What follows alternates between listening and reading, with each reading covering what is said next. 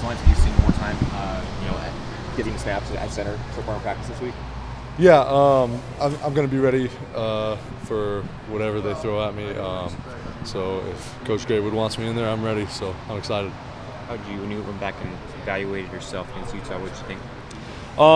Obviously, I had a couple low snaps. Other than that, I feel like I did pretty well. I have a long ways to go, so just continuing to try to learn as much as I can from the older guys. Guys like Hamani and Jake Fisher really helped me a lot when I was in there with their experience, making calls and stuff. And other than that, just trying to learn from Hroniss. What's this say about the Ducks? There have been a lot of injuries on the line everywhere this year, but that you're still there in great shape for the rest of the season. I think it really talks about how resilient that we are. We do a really good job of stepping in when it's your time to step up, because it's the way that we practice. It's the way that Coach Graywood coaches us to always be ready, to know all sorts of different positions. And when we practice the way that we do, it really helps build the confidence to know that you're ready. So I think that's one of the biggest things that helps. How much do you learn from Hroniss? Oh, I've learned so much from Hroniss, especially when I first got here. It was a very large transition from high school football to learning the Oregon offense and all of our offensive line calls and all of that. And it's really quite confusing at first.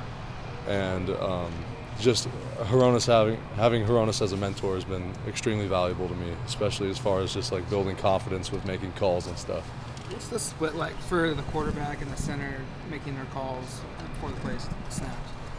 I'm sorry. How much is your responsibility, and how much is Marcus's responsibility for calling out the defense and figuring out what they're going to do? It's about 50-50. When we get up there, the center is taking care of all of the calls for the tight ends and the offensive linemen, and Marcus and the quarterbacks really take care of the rest. And it's really important that we're all on the same page. So that's important. Next two games are arguably against teams that you probably should beat. How do you guys avoid that trap game mentality? Oh, we don't even worry about that. Again, next week is Colorado, so that's all we're focusing on. All we can do is just focus on us. We talk about it all the time. It's just a faceless opponent. So as long as we go out and we play Oregon football, we're going to be good. We're going to be right where we want to be.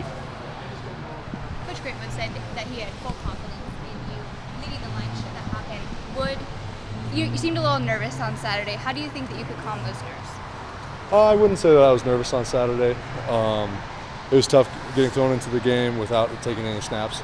So that was one of the things. But throughout this season, I've taken millions of snaps, during practice and stuff. So I'm fine. It's just being able to go in there and be a little bit more calm. What are you working on the most this week to prepare for Colorado? There's not much that we have to change. Like I said, it's just really focusing on playing the way that we can play. It's not focusing on them, it's focusing on us.